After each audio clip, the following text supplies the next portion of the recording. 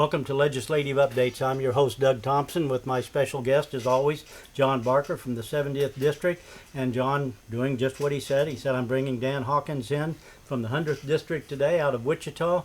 And they have come straight from the legislature in Topeka, and they're working their way back home. And thank you so much for stopping to come in. Pick up the newspaper, and I read about a lot of things going on in there. So fill us in. What's going on in the legislature this week? Well, this is week 2. Last week when I talked about what was planned for this week did come about. The Federal State Affairs Committee, which I chair, took up a hearing for the constitutional amendment, what we call the Life Amendment. And we did that jointly with the Senate Judiciary Committee. We had about 31 proponents, about 40 opponents. It was a good day. Everything stayed, nobody really got out of hand. We went from 9 o'clock in the morning till 4:30 in the afternoon. We finished up then, and then the following day, which was Wednesday, we came in, just the Federal State Affairs Committee, and we worked the bill, which means we opened it up for amendments. My Democrat colleague, who was specially assigned to the committee for that purpose, brought 8 amendments. One other of the Democrats brought a single amendment. All those amendments were voted down. The bill was passed out, which now it goes to the majority leader and the leadership to decide when they want to run it on the floor. It does not ban abortion. That's what the opponents keep calling it. It's not. It allows the decider of, because as we mentioned last year when the Supreme Court came out, they struck down and used a different standard, a more strict scrutiny standard, where the federal government uses the undue burden standard. And so all of our existing statutes that limit to, like parents' consent, have to be performed by a medical doctor. All of those things that the state has put in place are now probably null and void, because now we don't have any control, is what the Supreme Court says. So we want to put it back to the way it was. Some of the conferees came in, and the opponents, we asked them, I said, well, one of the doctors, I said, well, if you have a 16-year-old and the parents aren't around, would you actually perform an abortion without the parents' consent? And she said yes. Wow. And we have restrictions under state law that doesn't allow that. They were unaware that years ago, now I'm talking about 8, 9 years ago, we found abortion clinics that were cleaning their instruments with a dishwasher, not a sterilizer. And they thought that was wrong, but they didn't think that would happen. They just don't want to be monitored. And so it was, the information we received was very revealing, but we did pass it out. Hopefully the Senate also passed it out the same day. But it's a contentious issue. We'll take it up when the majority leader and the speaker want to put it on the floor. But other than that, that was Tuesday and Wednesday. Wednesday was also local government day. I had the city manager and several of the commissioners from Chapman, had some commissioners from Harrington, I had the county commissioners. We went to a reception together. We talked about some of the issues. I talked with, of course, the county administrator. So every day there's a different event, so we've had a busy week. It's Friday afternoon, and we're anxious to get home. Sure, I'm sure you are.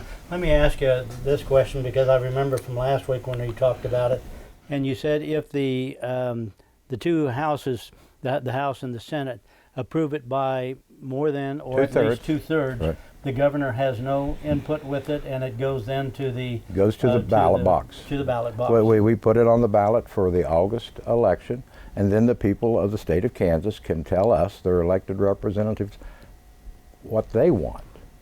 And it just really disturbs me that the other party, the minority party, the Democrats, don't want the people to vote. That's true democracy, is when everybody gets an opportunity to vote. Whether they choose to vote or not, that's a different story. But, the majority does rule. And I want people to weigh in and tell us who they want to control the abortion issue, whether the 7 members of the Supreme Court or the legislature, and there's more safeguards there because you have must pass the House, it must pass the Senate, and then the governor would have a veto. The way it is now, it goes to the court, they hear evidence, they go into conference, and those are closed door hearings. You don't go in while they're conferencing, and they decide the issue and they come out and render a decision. So we think it's a more open process with the legislature, because we've always had that ability to regulate somewhat. We still have to follow federal guidelines, but we, as far as parents' consent, cleanliness, requiring a doctor to perform an abortion, those just are common sense requirements. Yeah, yep, I understand. We're going to cut away, take a break. You're watching Legislative Updates. We'll be right back. Welcome back to Legislative Updates. I'm your host, Doug Thompson, with my, of course, co-host, John Barker, 70th District. And we brought Dan Hawkins from the 100th District, the House Majority Leader. And so far, Dan, we just brought you out to sit on stage with us and listen to the show. Well, but he looks good on stage. Yeah, he looks good. He adds something. Very photogenic, right? Well, Dan, fill us in now. You've been there, of course, you're in the second week. So what are you working on? It's been a very, very busy week, Doug. The Republicans have been working hard. We came out with a different vision for Kansas than what our governor portrayed during the State of the State address that she gave a week and a half ago.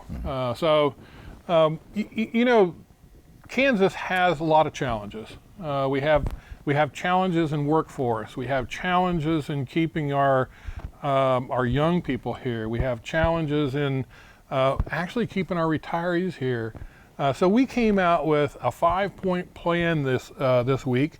Actually, we announced it. We've been working on it for quite a while, but we announced it yesterday, and we had a press conference. And this morning we had a caucus meeting to inform all of our members of the provisions of this 5-point plan. And of course, today it's really nice to kind of roll it out to the rest of the state in a series. We had a couple of interviews this morning with some other TV stations. So I really wanted to share that with you. We want to hear it. It's an awesome deal. So it's really based on 5 different areas of our economy or people that it's going to deal with. The first one is rural health care. We know that rural health care has to change. We have to have a brand new model to look at.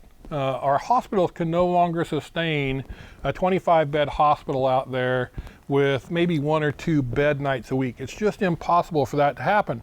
And so the first provision is a Rural Healthcare Innovation Fund. And basically what this fund is going to do, we'll take $10 million from our state coffers, and we will pair that with private donations. We have actually 2 or 3 health foundations in the state who, every time a big hospital closes, a lot of those funds from those hospitals go into these funds.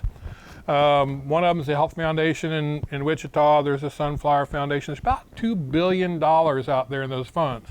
So what we're going to ask them to do is to partner with us, and we're going to put $10 million in. We're going to ask them to put $20 million in to form a $30 million fund, and that fund is going to be able to be used by the 100 smallest counties to explore how they can right-size their health care and make it work for rural Kansas. That's what it's all about.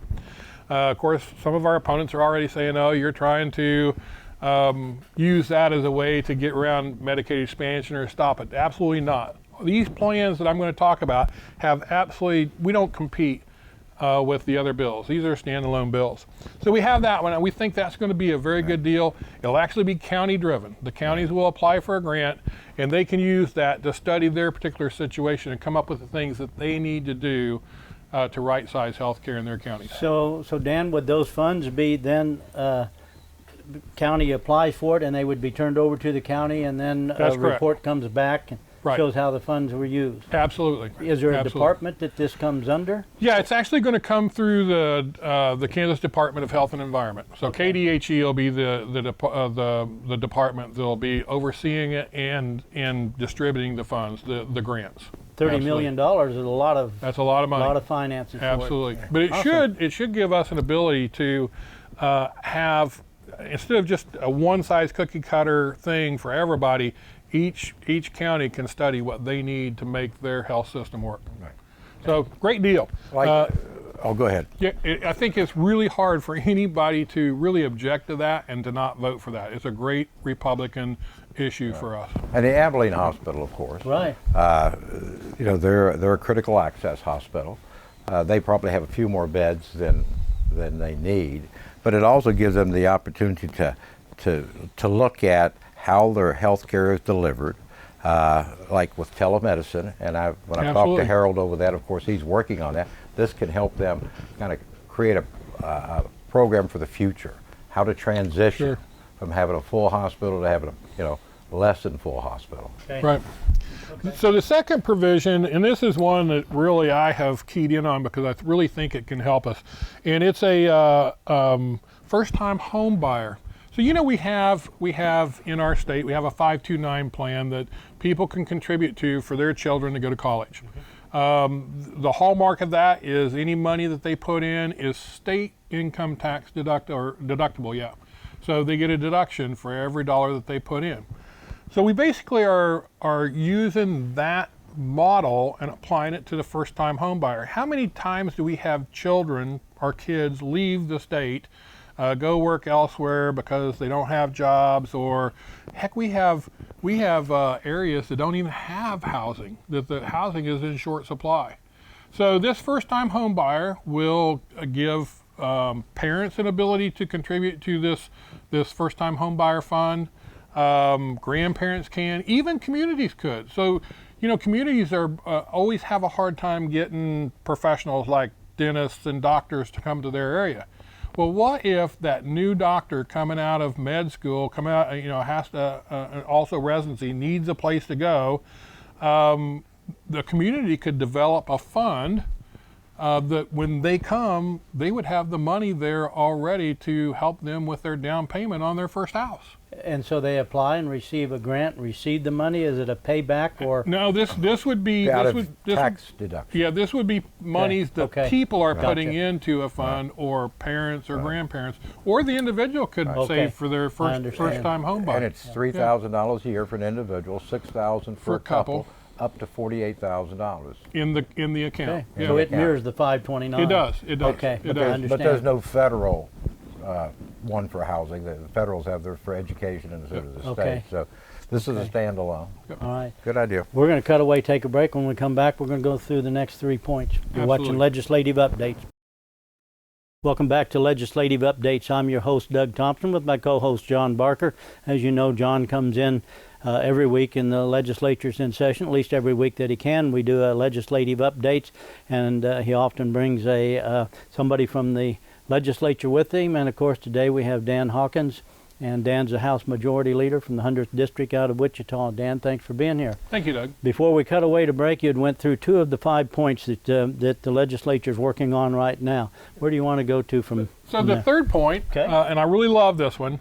Currently, our seniors that receive Social Security income, if they go over $75,000 in total income as a couple or as an individual, if they're not married, they're going to get taxed on that benefit. So what we're going to do with this one is we are going to raise the exemption on Social Security to $100,000. So if you have a married couple, if they're making $50,000 apiece, that income under $100,000 that they receive for Social Security would be exempt from income tax. 27 states currently exempt all income from Social Security. No matter on the dollar amount. Doesn't matter what the dollar amount is. So we're taking a baby step, raising it from 75 to 100. Just recently, we had a report from United Van Lines that the people that are moving out of the state primarily are seniors. And why are they moving out? A lot of it is because of our tax structure. This is going to help our seniors take care of that problem. Good. The number it'll affect about 80,000 Kansas. Yeah. Well, that's a lot. Yeah. The fourth point is we call it the Targeted Employment Act. So we used to have sheltered workshops, typically employ disabled people. Well, the federal government came out and said you can't just use disabled people. Anybody should be able to work there.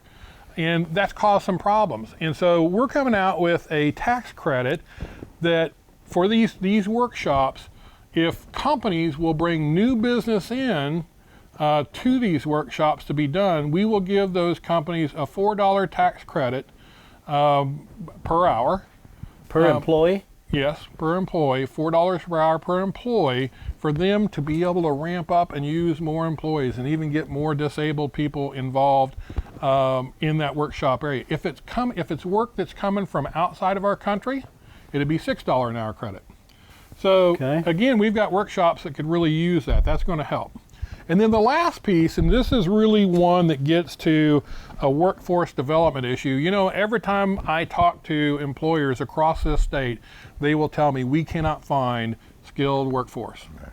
So it's called the Kansas Promise Act, and what it's going to do is we're going to identify through work with Department of Commerce and businesses the 10 most needed semi-skilled, skilled workforce occupations out there.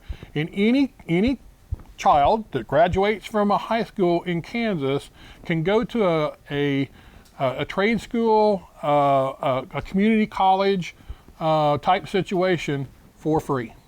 We're going to pay for the cost.